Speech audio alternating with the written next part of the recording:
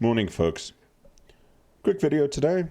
I'm in my Vladivostok, get a Kraken, and I show just exactly how strong that thing is when you have to hold a position. She's a fantastic ship. I really enjoy it. And then, something that I want to raise while I have your attention for 30 seconds. We had an incredibly unpleasant experience on the weekend. Player typed, fuck niggers, fuck chinks, etc. in chat, and he kept spamming it the entire game. Screenshotted, logged it with Wargaming, put one of their tickets, and got a generic response that's been actioned. And we all know he gets chat banned for 3 days and nothing actually happens. And I live in South Africa. It's a country that's got deep, deep racial tension. Still 26 years after democracy, we know the horrors of apartheid, which was a horrible, horrible system. And I want to plead and politely ask any player that watches this video, whether you are a CC, whether you are a Twitch streamer, or if you're just a normal player, leave the toxicity at home. Some people thrive on the toxicity sells for them. I personally don't like that at all, and I cannot stand it. And if you're defending people that allow that toxicity, that makes you just as bad. It's like Holocaust deniers that says it never happened while all the evidence is right there. Let's leave that at home. Let's enjoy this game for what it is. Beautiful World War II boats sailing, blowing at each other up. Do the good luck, have fun, do the GG, and use the compliments that you allocated on a daily basis. And yeah, that's it for me. Ranted long enough about this, but I think it's super important to get that message out. Now, let me shut up and show you a good Vladivostok Kraken play. Right, so I'm playing my Vladivostok, as I said in the intro. I'm with Jerkwaffel, his Payne, Dothberg, and his Richelieu. We've stumbled upon luck. We're in a 6 to 8 game in 3 tier 8 battleships. When last did you see that? We were honestly saying on Discord that we were actually expecting to get into a 8 to 10 match, and the Vladivostok can hold its own. The short arms are a bit of a problem. Now, Vladivostok, obviously Russian battleship. It's a tier 8. I personally absolutely adore the model of this ship. And I'll tell you why. So I took an extended break from World of Warships a couple of years ago. So I've been playing since 2015 when it launched. I was a big World of Tanks player. Now, if you want to see toxic, World of Tanks is even worse than World of Warships. Then I stopped playing World of Warships, World of Tanks. Kept in playing World of Warships. I did enjoy it. And there was a time, about a year ago, and I put out some videos where I tried to play World of Tanks again, but it's basically World of Gold. And if you're not spamming premium ammunition, etc., then you are just at a complete and utter disadvantage. So Jeff has gone to the 3-4 line to reinforce it over there at the A cap. Darth and myself, we're heading to the B cap here. And sorry, D cap, not B cap. We started at the B cap. Anyway. And so the Vladivostok was introduced with the Russian battleship line. They obviously, some of them did exist. I believe Ismail, Gangut, a few of them existed. And then pretty much the entire line from Vostok up to Sinop, Slava, etc. were paper napkin designs drawn on the back of a cigarette packet in the trenches of Stalingrad. Now, Wargaming would like us to believe that they found the plans for all of these, etc., as our Atlanta knocks out the enemy Mayhand. Thank you. It's one less destroyer I need to worry about and one less set of torpedoes. So one of the features you'll notice on the Russian battleship system, you get a limited amount of repair parties, and the only battleship in the line, well, no, it's not a line ship. Ooh, and Mahan takes out a Monahan. That's a pity. A death strike and a flesh wound. Nice. So the only ship, the only Russian battleship that doesn't get these limited repair parties is obviously the Slava. And the Slava gets unlimited repair parties. On ships like this, you actually got to manage it. You cannot damage control every single fire, because people like me will sit and literally count how many fires you put out and call it on Discord, and I will say Kremlin damage control the fire, and then Darth or Jerk Waffle with me will say, all right, he's damage controlled one a minute ago. Okay, all right, so there's 3 left, and we'll count them until we can actually burn you down. So managing your damage controls is super, super important. Now we can see here is a Colorado.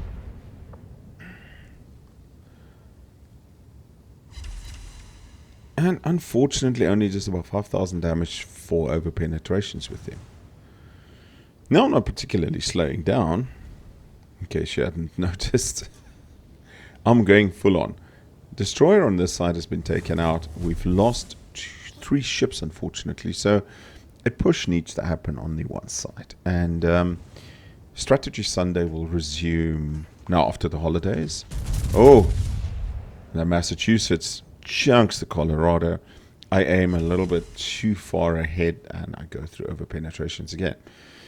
It's the one other thing about the Russian battleships which is great.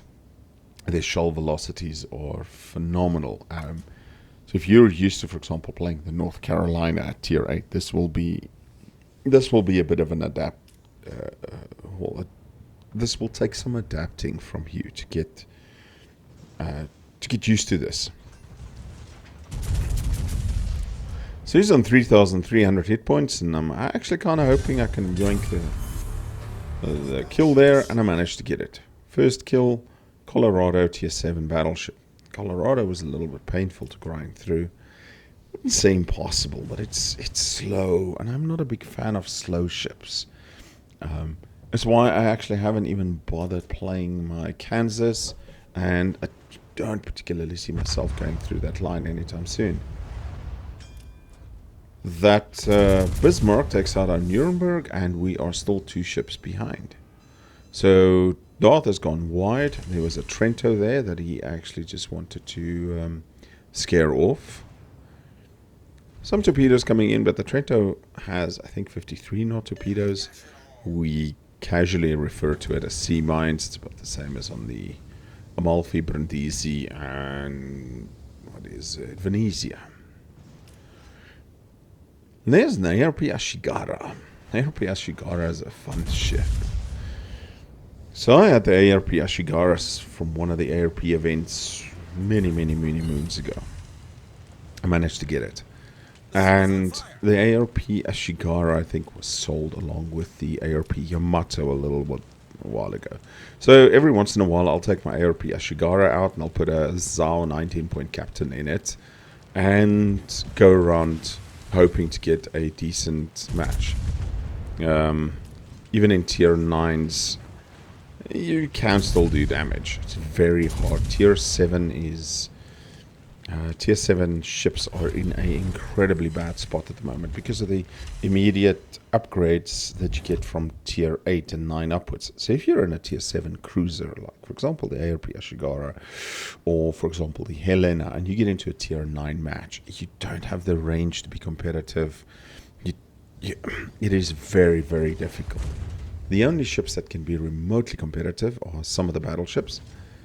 For example, Nelson's okay. Put a bunch of burning flags on and just burn the wall down. King George V. I featured a game a month or 2 ago where I was in a tier 9 match and I actually managed to be top of the team XP wise. We still lost because potatoes. Yeah. It can be. So biggest problem for me here is the Trento, who's in the J line right at the bottom, as we lose a Kneisner on that side. And you can see in the 2 line, Jeff is just kind of kiting out with a champagne. ARP torpedoes coming at me, but there's a nice Vladivostok sized hole there. And I squeeze her through it. Just look at this model. Unfortunately, that puts me broadside to this Bismarck and he chunks me for 11k. Now, this Bismarck is right in the J line, and we've jokingly started saying he's looking for the portal that Aslan opens to take you to Narnia. I mean, and again, coming back to the message I said earlier, we can be toxic and call him a border humper, etc., but I don't want to do that. So we just jokingly refer to it, even on stream. He's looking for the portal that takes him to Narnia. Bismarck is a tough boat to penetrate at range. Unfortunately, how this person's playing it, it wouldn't be the way I would play it. I would have parked my Bismarck pretty much where the Richelieu is now. I would have reversed in, given enough sights to get my secondaries off, because it's a brilliant secondary boat. Now, I'm pushing too hard here, and I realize this, but with the 1-2 line virtually collapsing, it's just myself and Dalberg here, and we need to put pressure on them.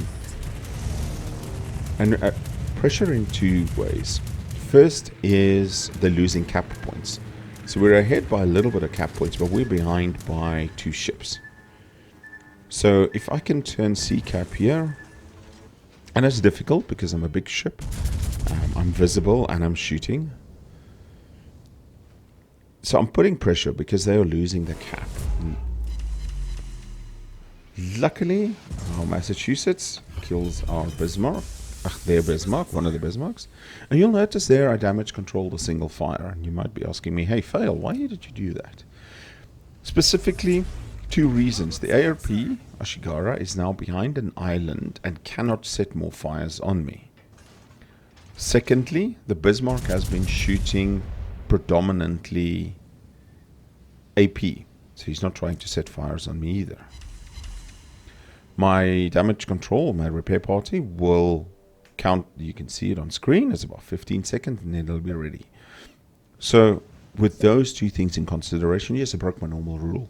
Earlier, while I was in the open, sailing into 3 or 4 ships, I was letting the fire burn. In this situation, it's not worth letting the fire burn. The ARP cannot set me on fire. The Bismarck is now switching to the Richelieu.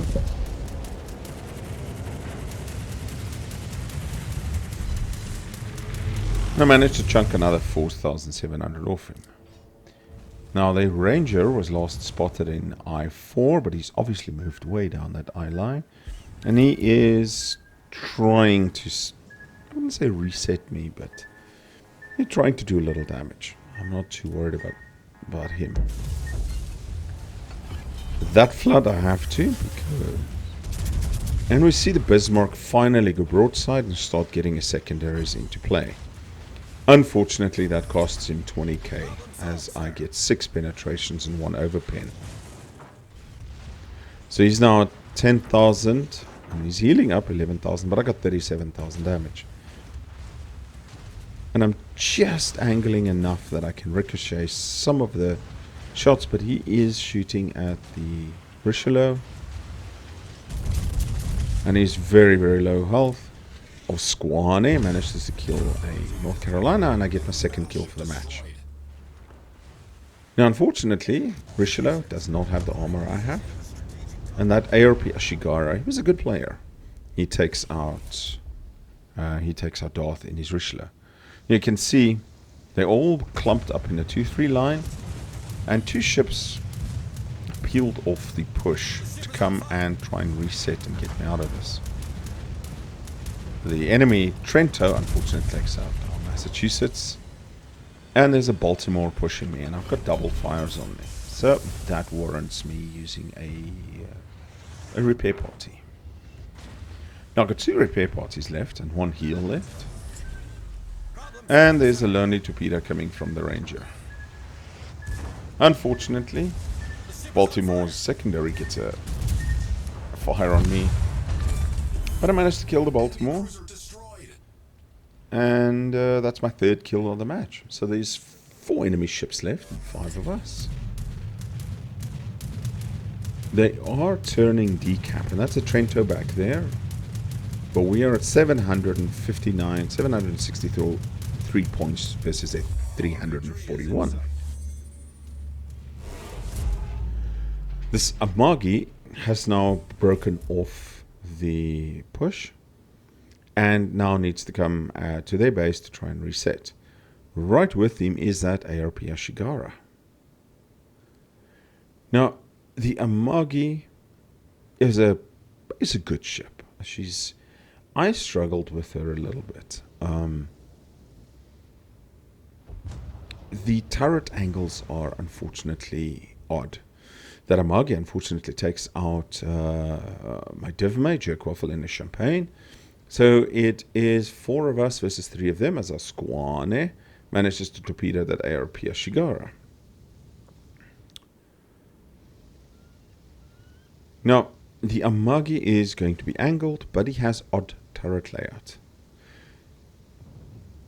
And you'll see I'm angling, and I'm not aiming at his bow or anything. I'm aiming at his superstructure, and I wanted to kill one of those guns. A Ranger comes in with a torpedo. Kind of almost ignore him, and I just put my AA priority sector. Now, unlike the Amagi, I don't want to get my rear guns into play. The Amagi, I can guarantee you, has now used this damage control to fix that turret. Look at our Squane stalking him. Yes, and it's not a skein, it's Squane. Aim high again. Unfortunately, 2 ricochets. The dispersion lets me down here. I look at the back, see where the island is. Do I have a little bit of space to move? Now, the Amagi wants to get all of his guns into play. I'm happy just to use my front guns. Guys, sometimes you don't need to go broadside. You don't need to. You want to use every gun. He's also now shooting HE, which is a viable strategy. Unfortunately, I aim a little bit low and I ricochet 4. I've got the Trento shooting at me as well. But I'm really not worried about him at the moment. So this Amagi is trying to get a broadside of me. And I lose 6,000 damage there. But a Squane torpedoes the living daylights out of him. I get my rear turret in for 13k. And I aim nice at the front where the armor is weak. And I get my 4th kill of the match. So, probably the more viable thing to do there for the Amagi, considering the points deficit that they had, if you wanted to do more damage, etc., was actually push hard at me and try and ram me, or get broadside to me. So we see the Trento at the back there. I damage controlled the fires that were on me for a specific reason. I have 1 repair party left, and the Trento cannot set me on fire. Well, he can with secondaries, but at 2,500 hit points, he's not going to get close to me. The sap does not set you on fire. Now, I completely and utterly fumble this shot. I punish that poor island. All my shells went into the island. What a potato. I am the worst player in this game. So we're at 909 points versus a 509. So we've got a good 400 point lead, and we've got 3 ships versus a 2. It's the Trento and the Ranger. So now I need to see, will this Trento actually show himself, or is he going to go and hide? I keep my guns trained towards him because we have a Trento pushing down the 10 line as well. That might spot him. And he spots him, and the Trento shoots at the other Trento, and then he turns broadside to me. And that's a mistake. Full broadside, 2 overpens, but I kill him, and there's my Kraken. We're at 992 points versus a 503, and only their Ranger remains. And we can see our Ranger has found their Ranger in the 1 line, but the match is over. Now, if we look at the aftermatch screen, only 127,000 damage, but 16,000 XP, 4,700 free XP. Kraken unleashed, my 5 kills, 3 defended, etc. And if we look at the team standings, well, there I am, right at the top. Ladies and gentlemen, I really, really enjoy the Vostok. Hope everybody has a fantastic day. Take care. Cheers.